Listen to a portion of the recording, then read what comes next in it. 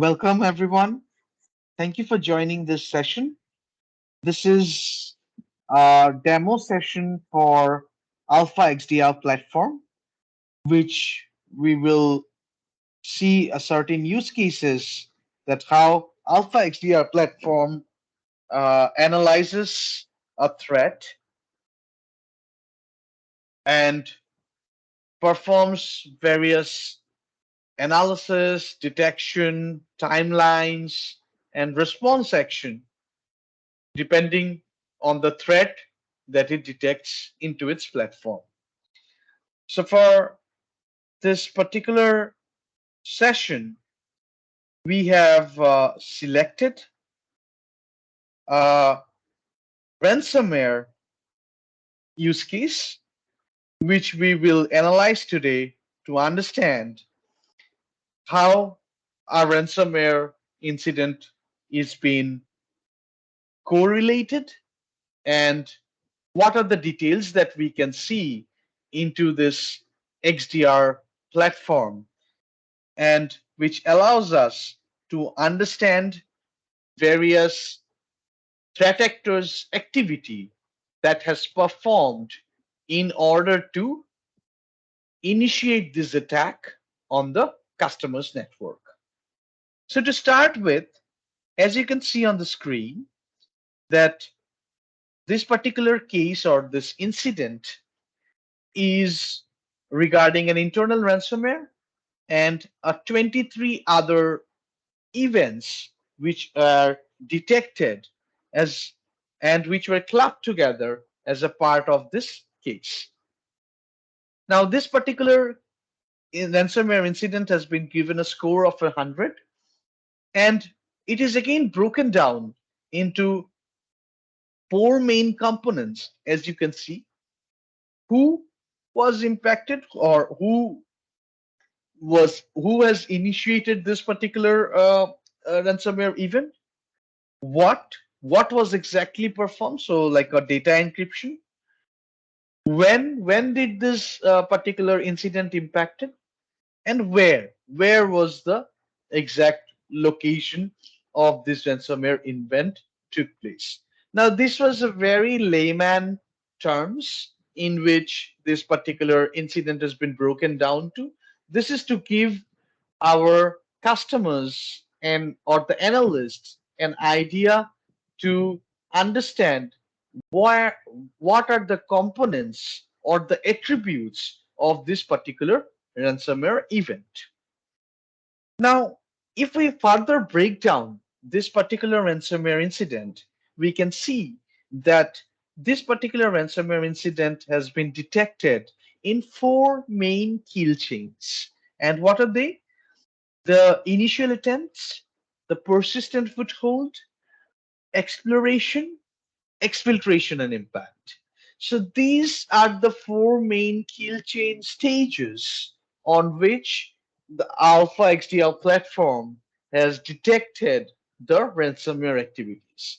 And each alerts, as we go down further, we would see that each of the alerts that have been correlated as a part of this single ransomware incident is attributed towards this kill chain. Similarly, we can see that in the breakdown activity, we have total 9 hosts which were involved. Some could be internal, some could be again external, which were involved in performing internal scanning, downloading the payload, performing SQL attacks, or performing other malicious activities. All of them are clubbed together, and we can see that XDR platform has totally identified 9 different hosts which are part of this activity.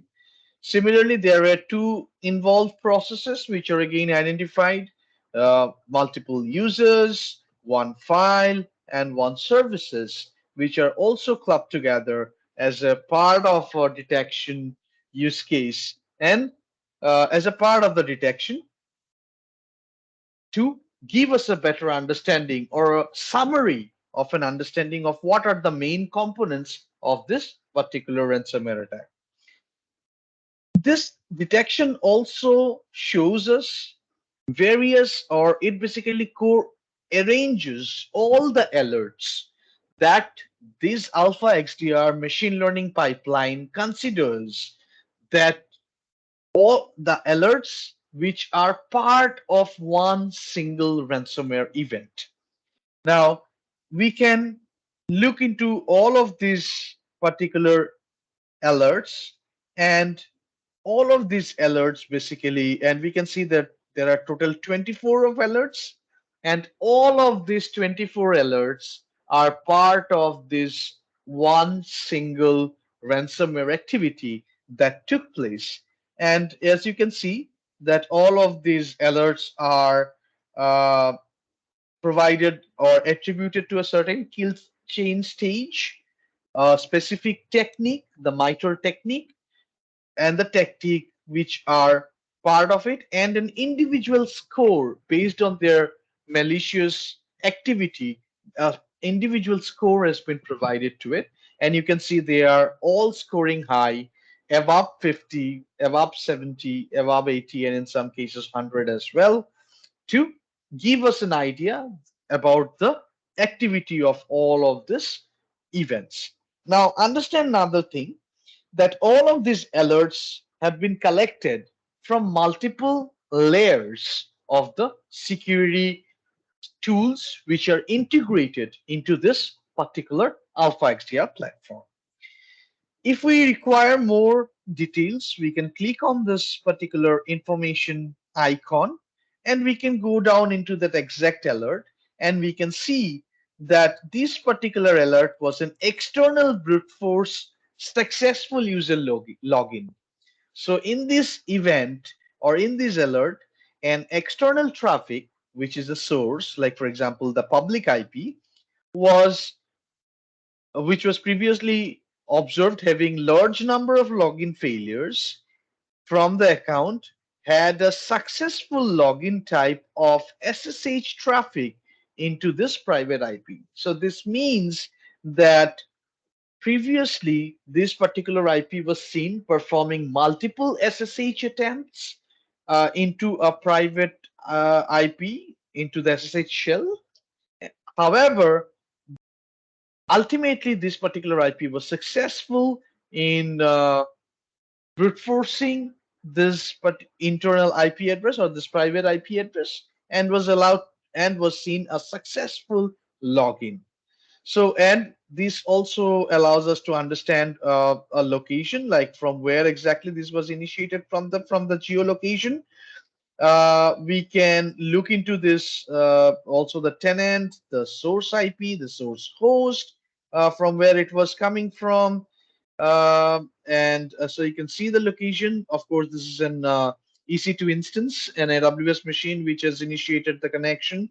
Then, if we want to look into more about the case, which case it got attributed to, so we know it got attributed to the internal ransomware case that we have been analyzing. If we require further more details to understand, or to understand the parameter of this brute force attack, which is taken through this SSH shell, this can also be looked down into all this, in all these field sets which are given to understand or better understand our attacker or our threat actor's activity that has taken place. If we require the same information in the JSON format as well, this can also be collected and can be used for other incident response as per the Security Operations Center's requirement. We can also see that each of the alert is again equipped with a response action. Now, it up to us to depend that whether we should take response actions based on individual alert, or we should club all them together to take an holistic response attack, which we will come at the later stage of this demo. But for this particular alert, we can see that this XDR platform is allowing us to perform external action, like for example, if we want to block this particular external IP from where this brute force attack has initiated from, we can go ahead and block this IP, provided our firewall or our core switch or our proxy is been integrated with this XDR platform. Okay. Now, if we think that we don't want to take on not only a block IP address action, but we also want to take some kind of an user action. We want to disable a particular user. We can also perform that activity. Similarly, we can also contain the host on which this activity took place, the private host 10.0.1.151, on which this brute force attack got implemented on, and as a result, the machine got infected. So we can contain that host, or we can shut down that host, all from this particular platform with the help of a single click. Similarly, if we want to also send a remediation email, or if we want to send an email to our colleagues or our other teammates in our security operations center, we can also perform that. So this is a overview of the detection that took place for this particular ransomware attack. Now let's move into the other segment of this incident, and that is the analysis. Now the analysis field allows us to look into various observables or indicators that are being seen or used by the threat actors to perform this activity.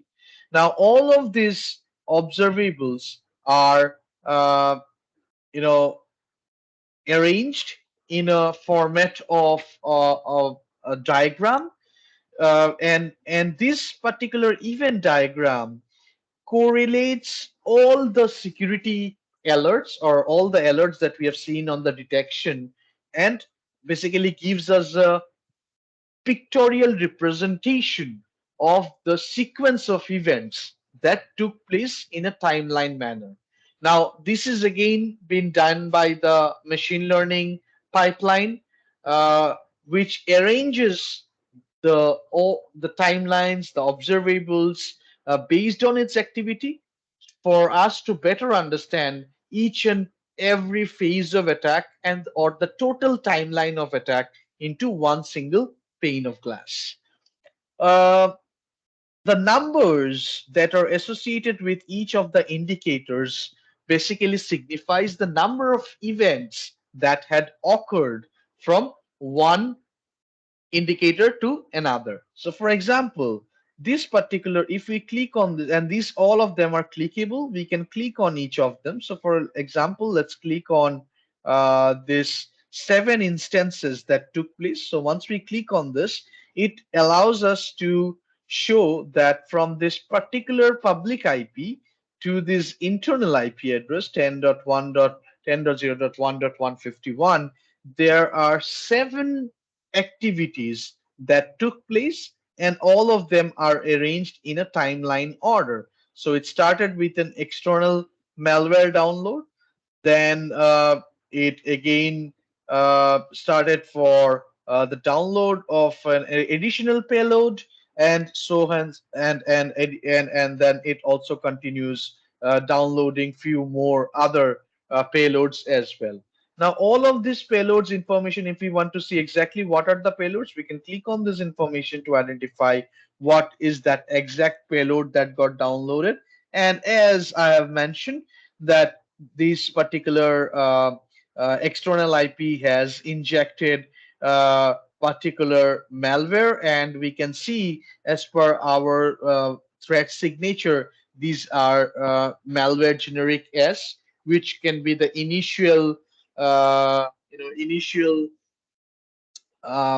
payload, and from which was used to use as a carrier, and that was used as a final ransomware payload to be downloaded once the machine is infected, or to perform other activities like the lateral movement or any persistence activity or any other scanning that took place. All of that was part of this these total 7 activity of the malwares that were sent to this particular machine. And then, as you can see, this particular machine is now the core center, or the main center of all this attack. And it has again performed two more activity into this particular IP. Let's click on them to understand what exactly that they have done.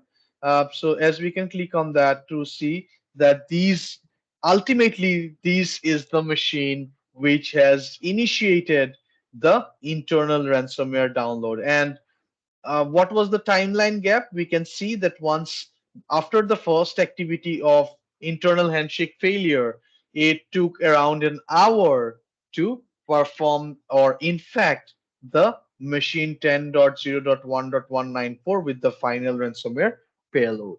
So this analysis gives us total correlated events in a timeline order, and also with their sequence of occurrence into our network. Now that we understood the analysis, now let's move into the response section. Now this Alpha XDR platform allows us to perform multiple response action based on the indicators of this incident.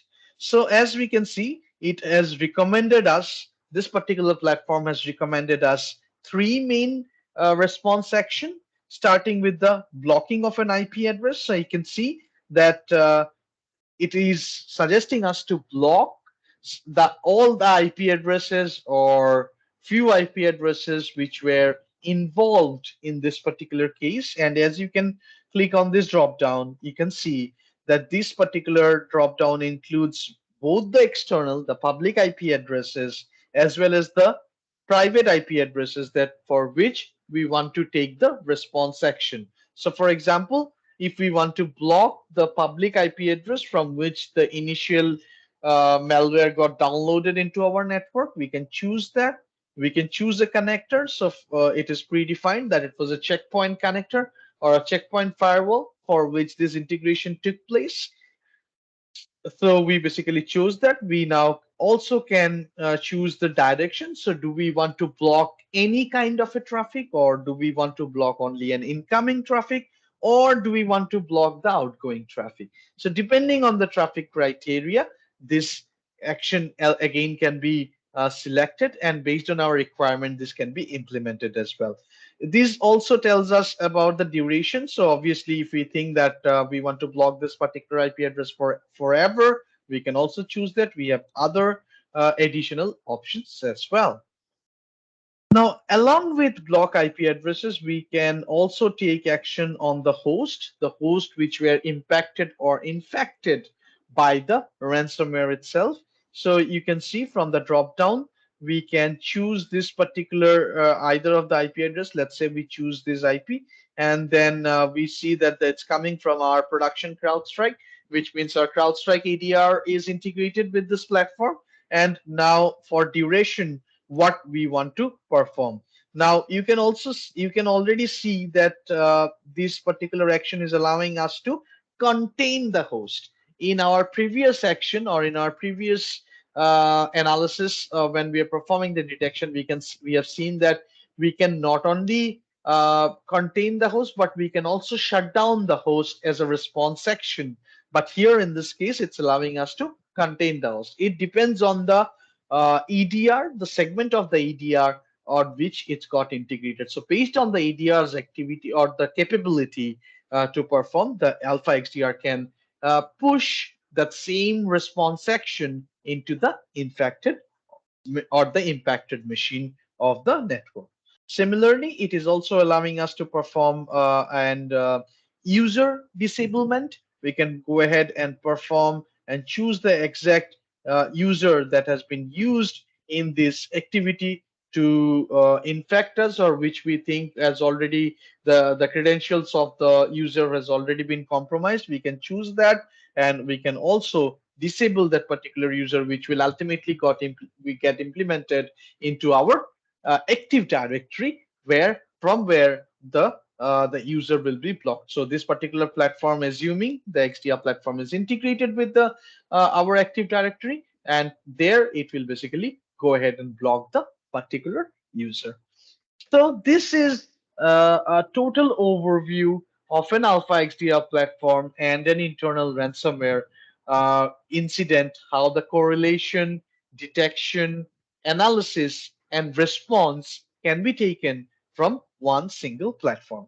Thank you so much for joining this session. Hope to see you soon again. Thank you.